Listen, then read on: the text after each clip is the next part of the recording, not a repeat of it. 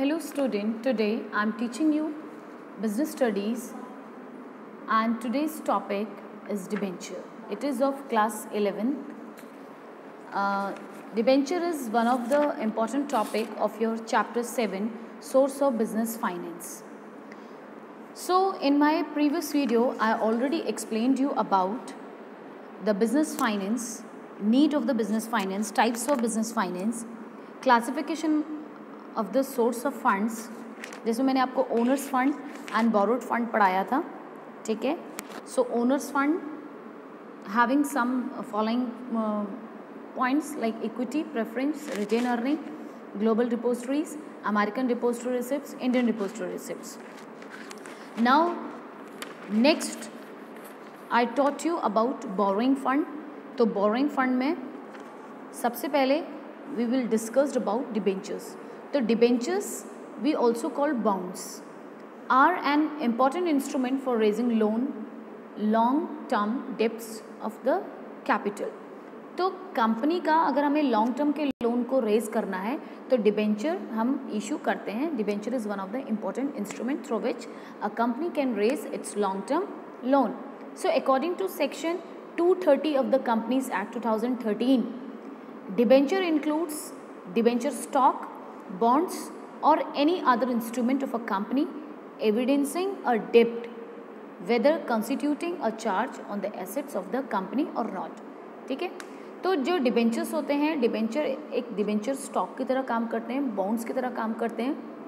किसी भी कंपनी में एक डेप्ट की तरह वो होते हैं जिनको हमें पे करना है, चार्ज करना है और एसेट्स के बेसिस पे हम उनको रेज कर सकते हैं.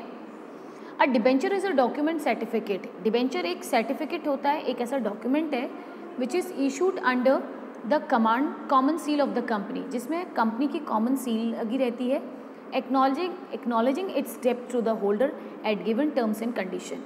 और उसके साथ साथ उस सर्टिफिकेट में होल्डर के साथ जो भी टर्म्स एंड कंडीशन फिक्स हुई हैं वो भी उसमें मेंशन होता है. The amount of the loan, rate of interest and the security offered are clearly mentioned by the company on that account. तो उस अकाउंट में एक तो लोन का प्रीमियम, उसका इंटरेस्ट रेट, सिक्योरिटी किस टाइप की ऑफर्ड की गई है उसको, तो वो सारा उस डॉक्यूमेंट में लिखा होता है. Now features of debentures. अब अगर हम फीचर्स ऑफ डिबेंचर्स की बात करें तो debenture is borrowed fund. As I already explained you that debentures are borrowing, external borrowing for the company, therefore debentures holders are termed as a creditor of the company. तो company के creditors हम debentures को कह सकते हैं. Next periodic interest payment. So debentures holders are paid fix rate of interest at specific interval से 6 months और 1 year. तो जो डिबेंचर होल्डर्स होते हैं वो fix rate of dividend get करते हैं एक पर्टिकुलर टाइम पीरियड पर, या तो वो 6 months हो सकता है या वो 1 year होता है. Compulsory payment of interest. तो यहाँ पे जो डिबेंचर्स होते हैं उनको कंपलसरी हमें डिविडेंड पे करना होता है.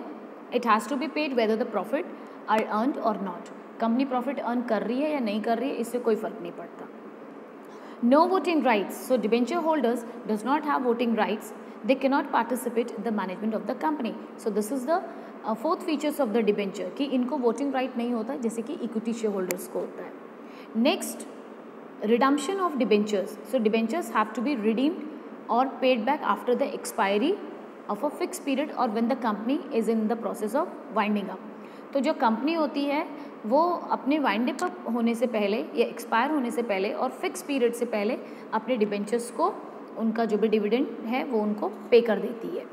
Charge against assets. So generally debentures are secured by charge or a mortgage of the assets of the company. वैसे तो जो डिबेंचर्स होते हैं वो अपने आप में सिक्योर होते हैं क्योंकि कंपनी के एसेट बेसिस पे उनको रेज किया जाता है, विच can be release in the events of default of the company. जो कि हम कंपनी के डिफ़ॉल्ट की अगर कंपनी डिफ़ॉल्ट की कैटेगरी में आती है तभी उनका पेमेंट नहीं होता है, अदरवाइज मॉर्टगेज करके एसेट्स को उनको पेमेंट कर दिया जाता है.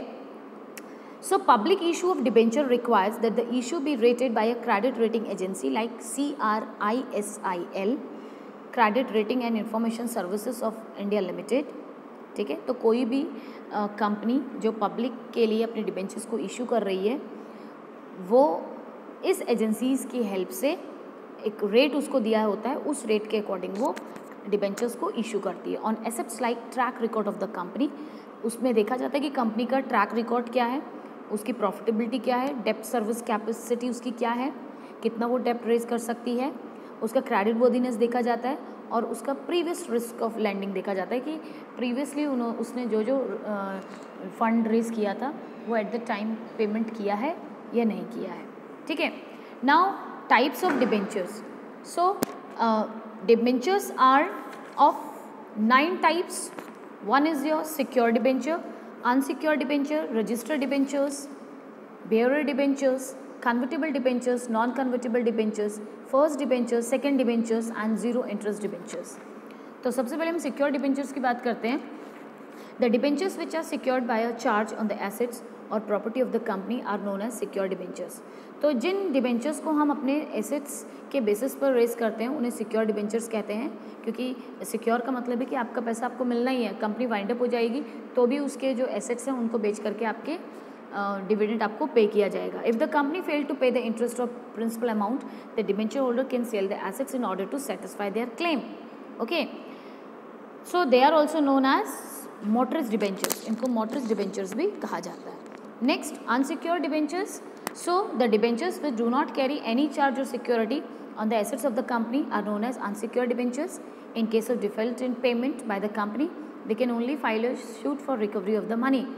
तो ये अनसिक्योर्ड जो डिबेंचर्स होते हैं ये किसी भी एसेट्स के सिक्योरिटी बेसिस पर रेज नहीं किए जाते। अगर कंपनी डिफ़ॉल्ट पाई जाती है, इनको पे नहीं कर पाती, तो ये कंपनी के ऊपर केस फाइल कर सकते हैं। They are also known as simple debentures और नेग्ड डिबेंचर्स। ठीक है, थर्ड, डिबेंचर रजिस्टर्ड डिबेंचर्स। तो the debentures in which the names and debenture holders are duly recorded in the register maintain by the company are known as registered debentures. तो registered debentures वो डिबेंचर्स होते हैं जो कि कंपनी में एक रजिस्टर्ड मेंटेन होता है डिबेंचर्स का, उसमें इनका नेम लिखा हुआ है। ठीक है, such debentures can be transfer only by transfer deed and not by mere delivery.